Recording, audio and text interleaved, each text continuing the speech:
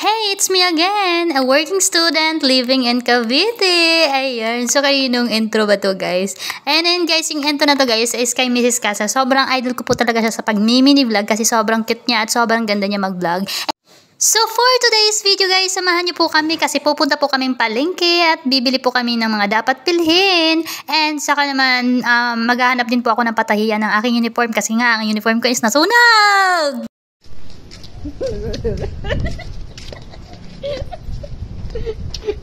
Ba't basa? Ako tangkad ako. Yung isang baba. Bakit kung tangkad mo ako? Tangkad. Taas ako. Oh. Hindi tayo. Pag-stress mo yung tripon. Ha?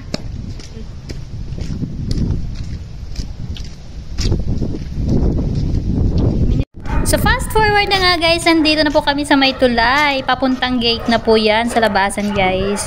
And eto siya guys. So sobrang lalim ng tulay na to guys. And medyo may pa-slope siya ng konti. And ayun guys. So naglalakad lang kami. So it's around 3 PM guys. So nilalakad lang namin ni Ate Sai. And eto na nga siya guys. Sobrang init ng panahon. Sakit sa mata guys. Sobra. So, ayun na nga guys, as you can see, so naglalakad pa po kami. Sobrang tirik po ng araw guys. So, alam nyo ba anong oras na yan? 3 PM na guys, magpo 4 PM na yan guys. Pero sobrang lakas talaga, sobrang grabe yung init guys. And makikita nyo naman, so, ayan, pagpasensyahan nyo kami guys na sobrang lakad kami ng lakad dito guys. Kasi layo po kasi ng gate. And fast forward na nga guys, so nakita ko po dito yung mga mangga-mangga dito guys. Kasi sa amin dito guys, paho. Dito sa kanila mangga. So, yun, naglalakad pa din po kami. Sobrang layo po kasi.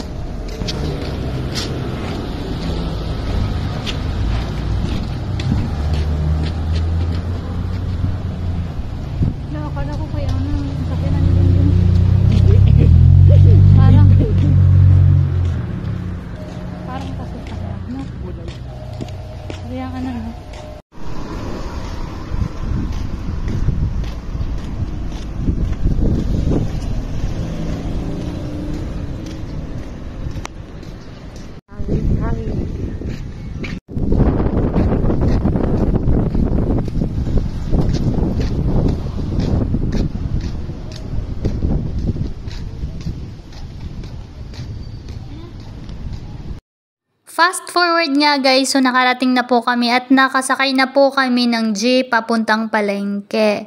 So ayun na nga guys, so nakababa na din kami and ayun, nilakad ko po doon papuntang looban talaga ng palengke guys. Kasi nga, ang purpose ko po talaga bakit po ako pumunta ng palengke kasi po may bibili din po akong projects and maghahanap din po ako ng maghahanap po ako ng patahian ng aking uniform kasi nga nangyari sa uniform ko. And ayun nga, dami kong purpose bakit pumunta ako di palengke guys. Naghahanap din po ako ng lamination ng aking ID temporary guys. Kasi nga, hindi ko pa talaga siya nabibigyan ng pagkakataon na ipalaminate siya guys. So, ayun, papalaminate natin siya guys. And makikita nyo mamaya guys. And ayun na nga guys, naghahanap po ako ng pang ko sa projects guys kasi marami po ako mga projects na dapat kong gawin guys. And for the busy talaga ako guys. Bakit sobrang busy ko guys? Kasi hindi lang naman ako bilang isang estudyante talaga. So, isa din po akong affiliators guys. So, nag-a-affiliate po ako. Syempre, nahahati po yung oras ko. Then, student po ako. Syempre, marami po akong mga bagay na dapat kong gawin at mga dapat kong schedule ko talaga yung mga ganun-ganun guys. Kasi sobrang grabe talaga guys. Kung hindi ka marunong mag-manage ng oras mo guys, sobrang mawawala ka talaga sa oras guys. So ayun na nga guys, fast forward ulit. Kasi nga po guys, hindi ko po talaga nahanap yung dapat kong hanapin para sa project ko guys. And so, ang gagawin ko na lang is siguro na lang ako sa online, ganun. And dito, so napag-isipan po namin ni Ate Sai na pumunta na lang dito sa may looban na palengke guys, sa bilihan ng mga gulay, mga karne. Kasi nga guys, maghahanap po kami ng pang-pakbet at saka yung pang-sahog po syempre sa pakbet, di ba? And ayun, so bibili po kami, hindi lang naman pang-pakbet yung bibili namin. So ayun dito guys. So hinahanap ko po talaga dito guys kasi alam nyo na, di ba, madami naman tayong pagpapilian. So hindi lang tayo basta-bastang bibili lang. Syempre, usisain muna natin yung presyo kung saan tayo nakakatawa, di ba? Ayan, kung wais kang mambibili consumers, kailangan hindi lang yung product yung tingnan mo din swak ba yun sa ang product na yun sa presyo din. And syempre affordable na ayun, yung budget mo swak na swak lang talaga and for the go, 'di ba? So ayan, bumili po ako ng pangpakbit guys. Eto siya. So ang halaga niyan guys, syempre parang ano lang talaga, parang sa amin lang guys. So 20 po isang balot. So dalawang balot 40. So ayan guys, sobrang ganda dito guys kasi nakakatipid ka talaga pag inikot mo talaga yung mga gulayan guys kasi dun sa bandang gilid, medyo nagmahal siya ng 5 lang, very 5 lang naman, very slight lang naman. Pero syempre malaking bagay na yung 5 pesos, di ba guys? So i-save natin yun sa other na ibibilhin. And after naming bumili ng gulay guys, syempre pumunta po ako dun sa may looban talaga yung may mga isda at may mga karne. And eto nga guys, tuwang-tuwa ako guys kasi nakikita ko itong tinatawag sa amin na guso at saka yung lato.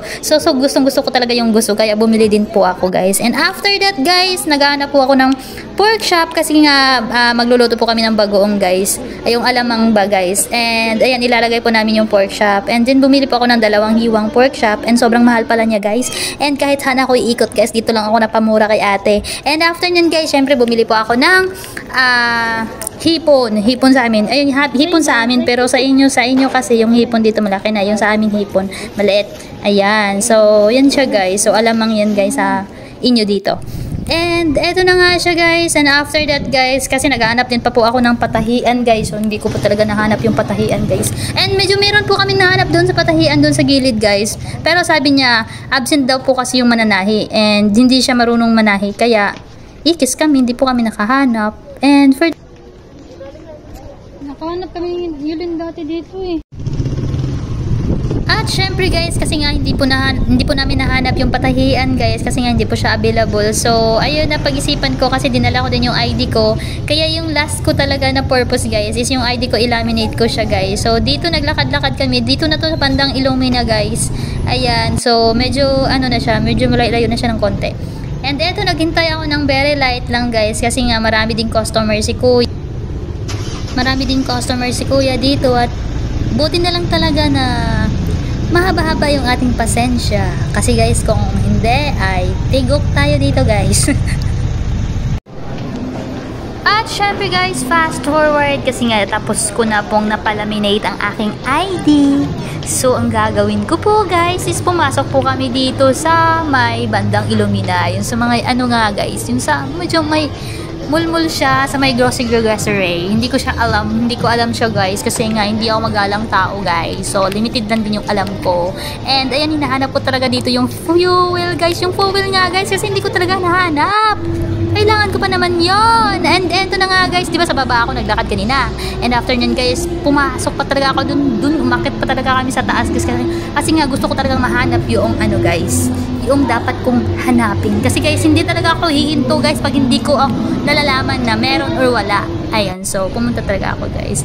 And ayun na nga guys, sad to say guys, kasi hindi ko siya nahanap and for the away na lang. Kasi nga hindi ko naman siya nahanap. Alam nga naman guys, hintayin ko din doon ang wala naman, 'di ba? So uwi na lang kami. Syempre, di ba? And ayun na nga guys, so nakasakay na po kami ng tricycle. Pagod din po akong maglakad guys, kaya sumakay na kami ng tricycle. Syempre, after ng pagsakay ng tricycle guys, nakarating na po kami dito sa bahay.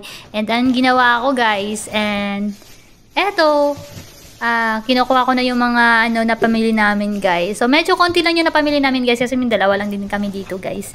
And ayan, di ba? So for the go kami guys. And after namin yan guys, syempre lulutuin namin, kakainin namin yan sa hapunan. So after nyan guys, busog ang person. And thank you for watching guys. I hope you like my videos. Don't forget to subscribe, like, and share. Follow nyo na din.